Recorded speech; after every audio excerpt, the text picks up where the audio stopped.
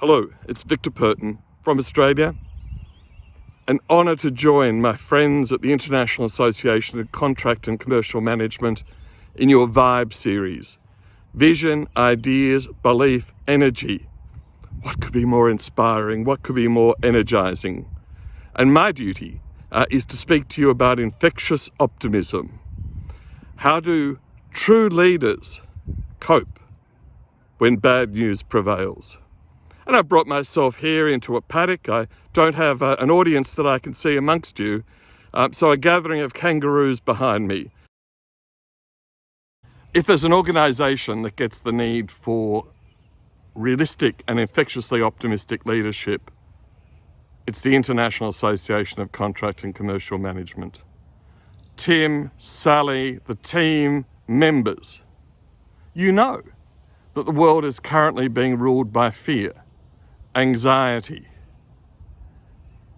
and yet the experts in crisis communications, the experts in commercial communications, say that what people are yearning for are stories of hope and optimism. So for you, as a true leader in a world in which bad news is prevailing, people are looking to you to share those stories of hope and optimism. But the infectious leader doesn't need to tell their own story. What is very powerful are the narratives of your colleagues, your customers, your stakeholders. And those are the stories that people want to hear, of success, of a future. At the Centre for Optimism, we talk about a better normal. We hear people talking about a new normal. Most of it seems to revolve around not driving to work and working from home. What we talk about at the Centre for Optimism is a better normal. And how will you be a part of that better normal? As we head back into the fast lane, there are three questions that we want you to consider. What will be your keepsake from the pandemic? What story are you going to tell your children and your grandchildren about how you survived and thrived through the pandemic and beyond? And will this be your finest hour? And how will you know? Last year in my presentations, I asked you only to remember two sentences from my presentations. The first, the leader looks like the person in your mirror.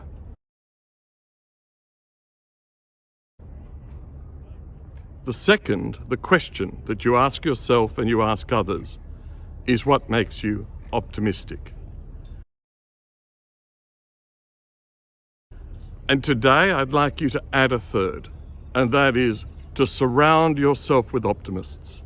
There is no better formula for choosing the people you work with, the people you spend your time with, than optimists, people able to lift you and to lift that community around them.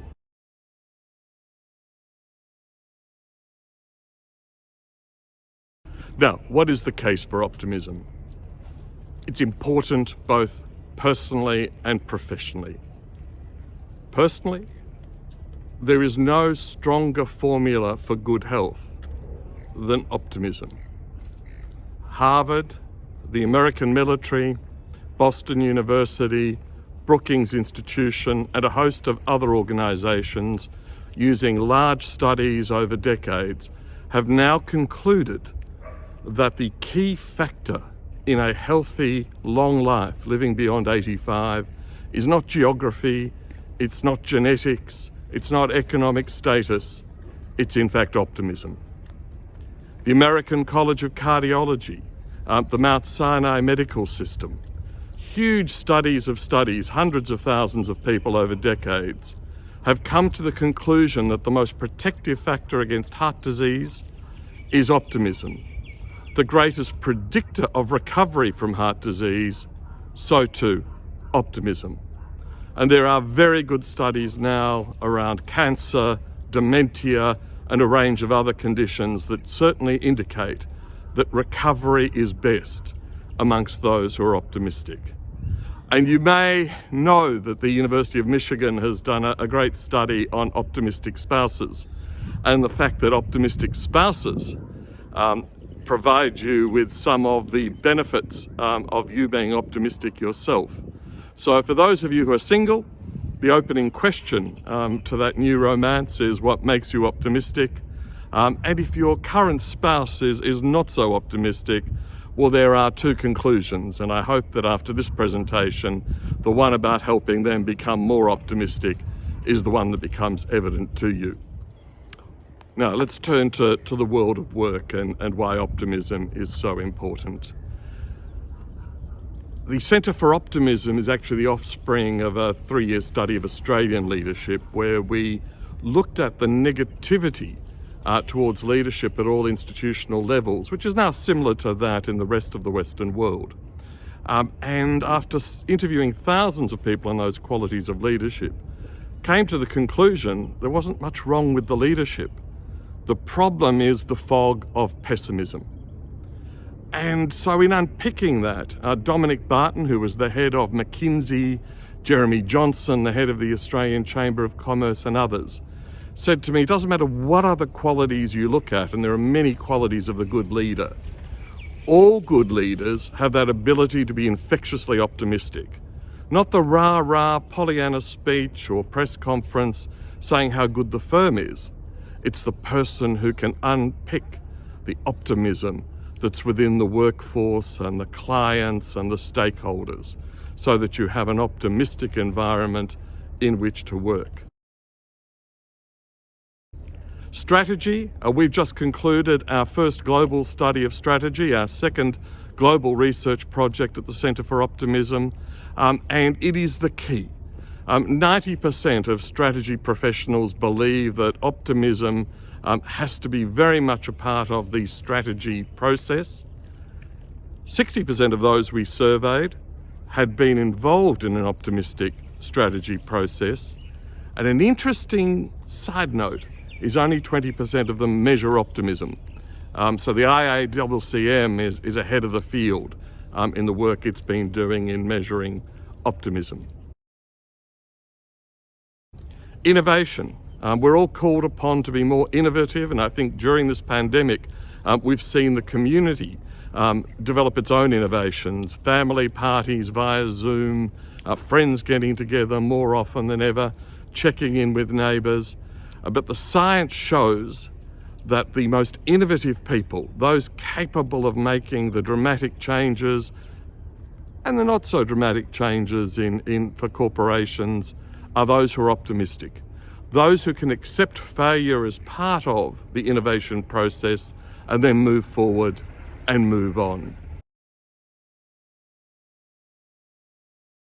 So, as we head back to our offices, as we head back to the Central Business District, what is it that you, the true leader, the realistic and infectiously optimistic leader, can do to have optimism prevail in the face of bad news? And we believe there are 11 habits that you can adopt and that you can introduce your team members to make a real difference. Smile like an optimist. Greet like an optimist. Hang out with optimists. Turn down the news. Transmit your own news, stories of hope and optimism. Practice gratitude. Practice daily gratitude reflections. Meditate or pray. Practice yoga. Write positive affirmations. Spend time imagining your best possible self. Ask others and ask yourself what makes you optimistic. And laugh like an optimist and help others to laugh like optimists. So number one is smile more. When you wake up in the morning, smile at your family. Smile at those people you're walking past on the street. There's good science, and you know it's true, that when you walk along the street and say hello to a stranger, good morning, it's a beautiful day. It lights their world up, it lights your world up. Number two is to in fact turn down the news. The news over the last weeks has been bad beyond belief. Almost a scoreboard of death and almost no context. You know, how many people have died in America? How many people have died in Estonia? What's the infection rate? Very few times do we hear the recovery rate.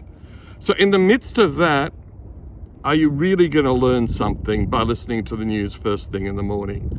Are you really going to learn something by having the news on all day? So I say put yourself on a news diet. Once in the morning, maybe just before you start work, or if you're still driving to work, on the way to work, and then another time in the evening to catch up. And otherwise, look, use newsletters, use Google Alerts to get the news that's really important to you. Sharing stories of hope and optimism. This is critical. The statistics around the pandemic show that about half the population is still weighed down with fear and anxiety, but half the population is yearning to get going.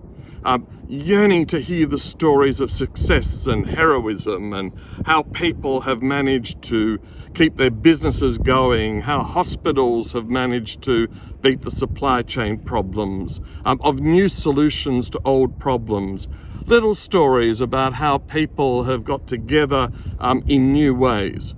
So stories of hope and optimism. So if you run the comms of your firm, or you're in close touch with the comms of your firm, have a good chat and use your workforce as one of the great forces for stories of hope and optimism for your customer base. There is sound evidence and good research to show those authentic stories of workers stepping up, and we've seen it. The supermarket industry has certainly got that. Many advertisements now thanking their workforce and their supply chain and their customers for the ways they've got through those initial crises around supply chain. One of the strong underpinnings of an optimistic leader is gratitude. Gratitude and contentment. One of the tools for personal optimism is keeping a gratitude journal. The end of the day, writing down 2 or 3 things in a book or a diary that you're grateful for. And they don't need to be big things, they can be little. A beautiful dinner, a hug from your son or daughter or grandchild. But the key to making it a success is reading it first thing in the morning. Whether you're sitting on the toilet or whether you're reflecting next to your bed, but look back on what you did yesterday that brought you gratitude and contentment. More thank yous. And whether it's thanking the staff at whatever shop you're in, but more importantly, maybe allocate 10-15 minutes at the end of the day to send thank you notes or thank you SMSs or a little handwritten letter, making a phone call to someone. And it doesn't need to be something that was done today. Maybe as you reflect on your gratitude, it could be something from last week or even 20 years ago. Meditation is key, and the scientific studies now show that regular meditation actually changes the frontal portion of the brain, thickening it, and that part of the brain is that associated with feelings of happiness, of optimism, of joy. So I end this presentation where I started, in the Australian bush. And you'll recall that there were 3 things I wanted you to remember from this presentation. Number 1, the leader looks like the person in your mirror. You are the true leader to which this presentation is devoted. And it doesn't matter where you sit, in the corporate totem or in a one-woman or one-man business, you are the leader. Number 2, surround yourself with optimists, the sort of people who will bring you up, not bring you down. The people who'll say and rather than but. And the last is the question, what makes you optimistic? And if you're up for it, I'd like you to do this bit of homework when we finish this presentation. Grab a piece of paper, sit at a computer, and write 2 or 3 inspiring sentences on what makes you optimistic. And send that to me, to Tim, to Sally, to one of the IACCM team, and we'll share it. And then more importantly, I'd like you to take the challenge of going and asking someone else. Start with your spouse or partner, your children, your parents. But then, once a week, ask one of your suppliers, ask one of your customers,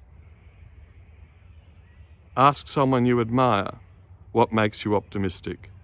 When I asked that question of the author of Quietly Powerful, Megumi Miki, she replied and said, just in asking me the question, Victor, you made me more optimistic. And you'll find, if you ask that question regularly, you'll be lifting other people, you'll be lifting yourself out of the fog of cynicism and pessimism, and you will be a beacon of realistic and infectiously optimistic leadership.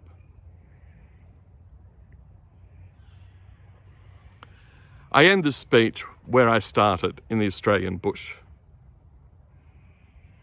I end this speech where I started, here in the Australian bush. And you'll recall there were 3 things I wanted you to remember from this presentation. Firstly, the leader looks like the person in your mirror. You are the true leader to which this presentation is devoted. You are the one to inspire people out of an atmosphere of fear and anxiety into confidence, innovation, entrepreneurship. Secondly, surround yourself with optimists, the sort of people who are going to lift you, not the sort of people who are aching to say but the people who are aching to say and. And lastly, the question, what makes you optimistic?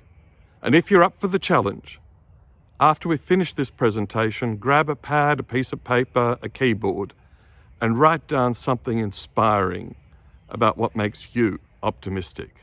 And I'd gladly receive it. I know Sally and Tim and the IACCM team would gladly receive it from you.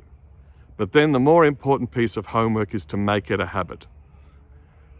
Ask a customer, ask a supplier, ask a stakeholder. Once a week, ask someone what makes you optimistic. And you will find, just as when I asked Megumi Miki, the author of Quietly Powerful, and she said to me, just in asking me the question, Victor, you lifted me. You will lift others, you will lift yourself, and you will be the beacon in the fog of fear and anxiety, lifting your organisation and lifting our society to a new, creative, productive, what I call a better normal.